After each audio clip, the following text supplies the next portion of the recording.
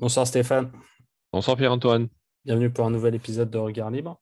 Ce soir, on va parler de l'assurance vie et de sa fiscalité qui risque de changer. Donc, un article des Échos, donc impôt sur les successions, l'assurance vie dans le viseur. La France compte parmi les pays où les impôts sur les successions contribuent le plus aux recettes de l'État selon l'OCDE. Mais le traitement fiscal préférentiel de l'assurance vie et les règles de parenté méritent d'être repensés. On ne sait pas pourquoi les Échos donnent son avis sur le fait que ça mérite d'être repensé.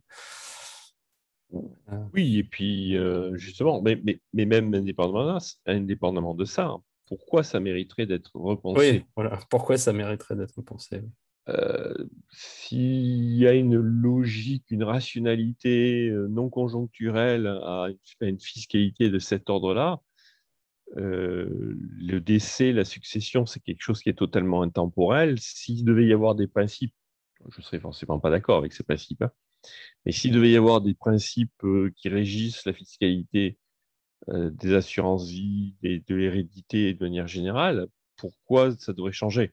C'est, il n'y a que deux cas de figure. Soit il y a une rationalité de par la nature même de la transmission, soit on est dans l'arbitraire, dans le truc qui fluctue. Voilà, il n'y a rien entre. Enfin, je pense pas qu'il y ait quoi que ce soit entre les deux. Et là, notamment avec l'assurance vie, je pense qu'on est typiquement sur un schéma où l'État qui, pendant des décennies, à inciter les gens à épargner, à préparer leur succession, à mettre de l'argent de côté qui soit justement fiscalement protégé, soi-disant, Ouais. depuis tout un tas de générations, en tout cas de nombreuses décennies.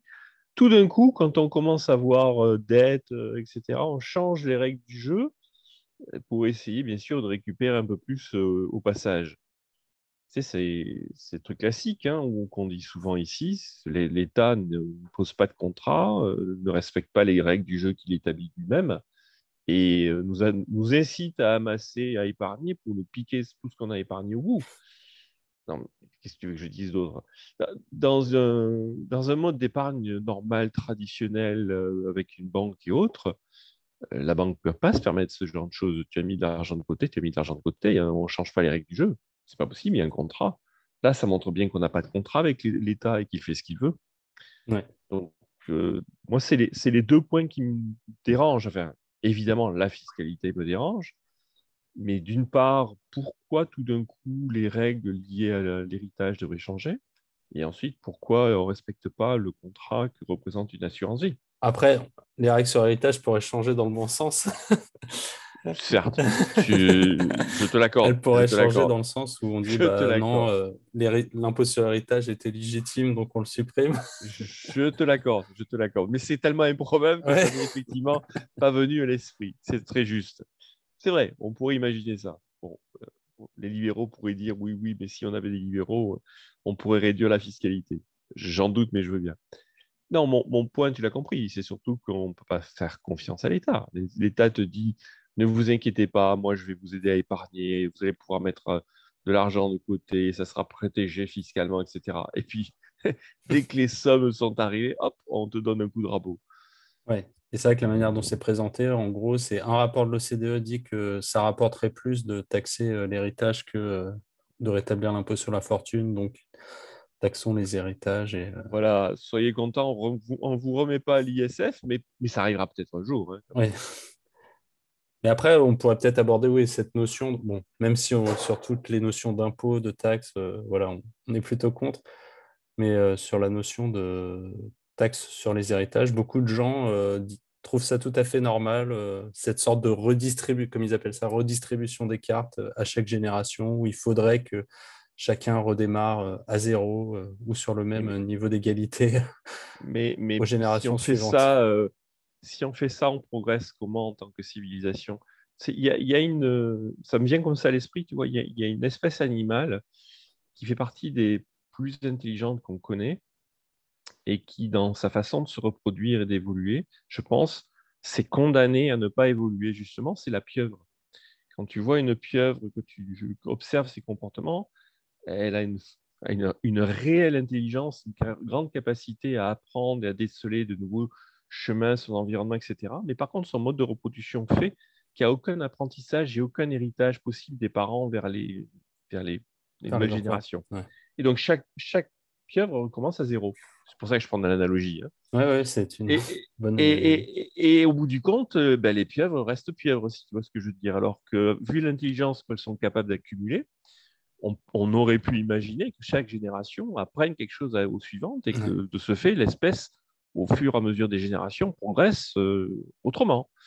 C'est ce qu'a fait l'humanité. Il ne faut pas se tromper. L'humanité, on n'est pas aujourd'hui dans l'état où on est avec les immeubles, les routes, les aménagements, etc., si on n'avait pas fait d'héritage, au sens très large du terme. Remettre tout à zéro, c'est détruire la civilisation, ni plus ni moins. Après, on va dire ne pas tout remettre à zéro, mais redistribuer tout de manière équitable à tout le monde. Mais ça ne veut Équitable, rien non, dire. je retire le équitable. Non, mais tu peux pas le retirer, puisque redistribuer suppose de toute façon redistribuer selon certains critères, de toute façon.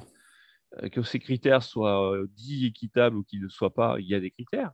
L'arbitraire des critères de redistribution demeure. Il y a pas de critères de Et redistribution. sur la notion oui, de transmission d'héritage, le fait de le taxer à nouveau, bon, admettons, mais la logique de dire il faudrait le taxer encore plus pour réduire les inégalités, enfin, ça montre bien qu'il n'y a pas de droit de propriété, parce que si c'est une propriété qu'on transmet à quelqu'un, on n'a pas à, je veux dire, ça reste une transmission d'une propriété de quelqu'un à quelqu'un d'autre et on n'a pas à Bien sûr, décider quelle doit être la répartition bien de sûr, cette propriété. Et bien donc sûr. même, j'irais jusqu'à dire que le fait d'imposer que tous les enfants aient la même part et qu'il reste que 10% qu'on peut moduler, déjà, et contrevient à ce droit de propriété. On devrait pouvoir Complètement, exproprier, enfin pas exproprier, complètement. mais déshériter Et un bien sûr. enfant incompétent, un enfant Mais dilapideur. notamment, tu as dit le mot, je pense que c'est effectivement le critère le plus important.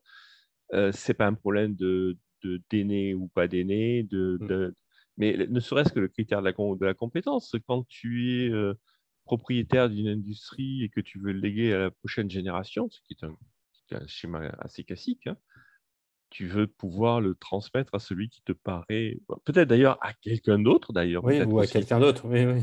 Tu peux éventuellement souhaiter de transmettre à quelqu'un qui ne fait pas partie de ta famille, premier cas de figure, parce que on pense jamais à ce Oui, scénario-là. à sa nouvelle femme de 20 ans thaïlandaise. Aussi, mais pourquoi pas? Et ça se trouve, elle est Non, compétente, c'est, donc je pense pourquoi aux pas? histoires oui, qu'on entend parfois Oui, mais des peu people. importe, Non, mais peu non, mais importe. Et tu veux aussi pouvoir le transmettre à celui de tes enfants que tu penses être le plus méritant, compétent, etc. C'est toi qui sais le mieux ce que tu souhaites en faire. Et de quel droit et selon quels critères peut-on intervenir là-dessus?